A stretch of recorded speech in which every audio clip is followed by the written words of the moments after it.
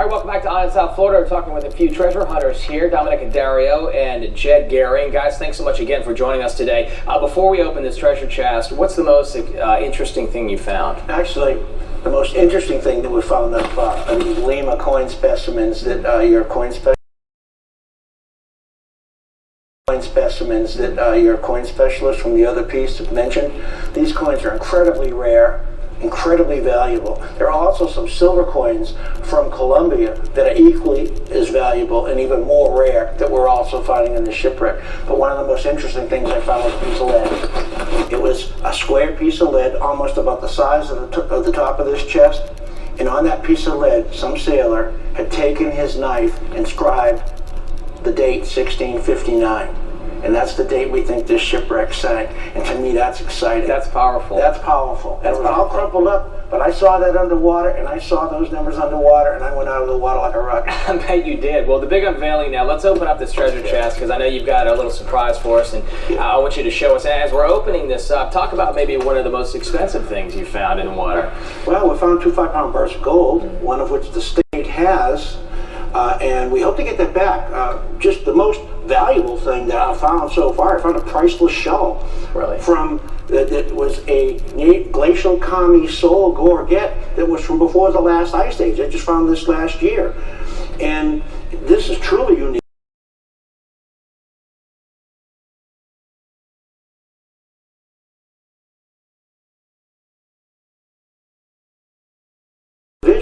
And I'm suggesting to them that they give us back our 5-pound bar of gold, which isn't priceless, like the shell that they took from us. Well, you've got some legwork to do on that end, but still, you're working on it and you're bringing up a lot more. So what do we have here? This is a big surprise. This is just some coins from the shipwreck site.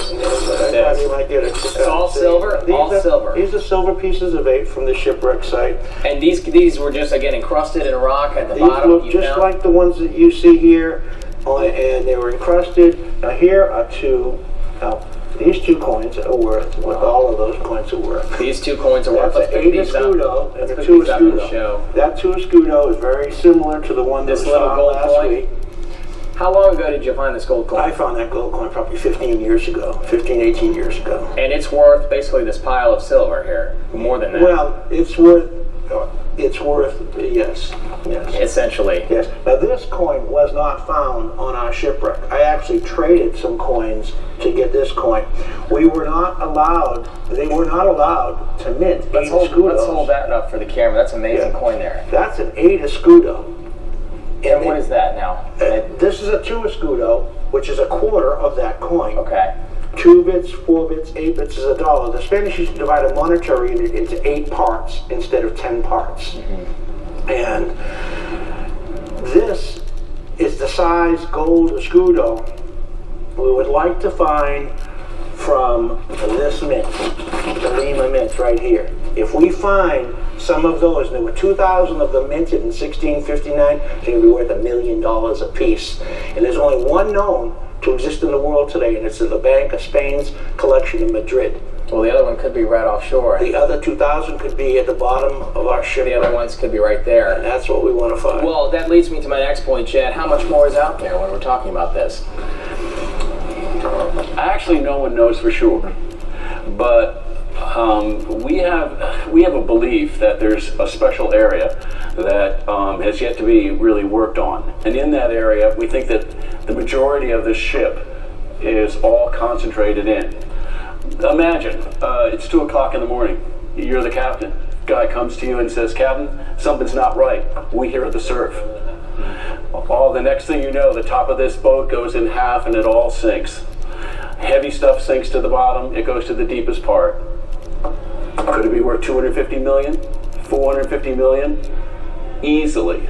Not counting just the historical factor. So there's a fun factor of the money, but there's also the issue of his history is really within a tennis ball. You could, if you had the tennis ball from the shoreline, you could pop it right out into this area. It's right there. I think that's what's amazing is how close the proximity. You guys are in 10 feet of water right off the coast. I want to bring up your website here, Captain, just so people have an option to go here. They can see more treasure that you found. And in the final minute that we have here, this is more of an educational opportunity too. You're not only finding treasure, but you want to educate people on this, right? There's no question that we want to use piquing the public's imagination and interest to teach them about cultural resource issues and do some good here in Palm Beach County. There's some problems with maybe some condominiums washing away and turtles having a place to lay their eggs, and we think we can help solve that problem by providing sand to these counties, to these various agencies for dune restoration, beach restoration, and turtle nesting habitats. Well, while finding treasure.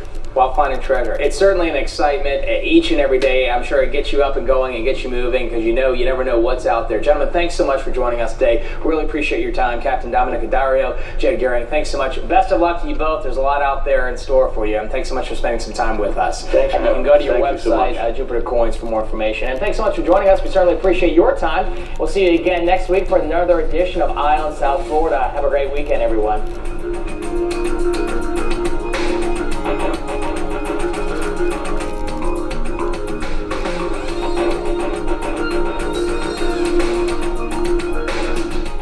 Weekday morning.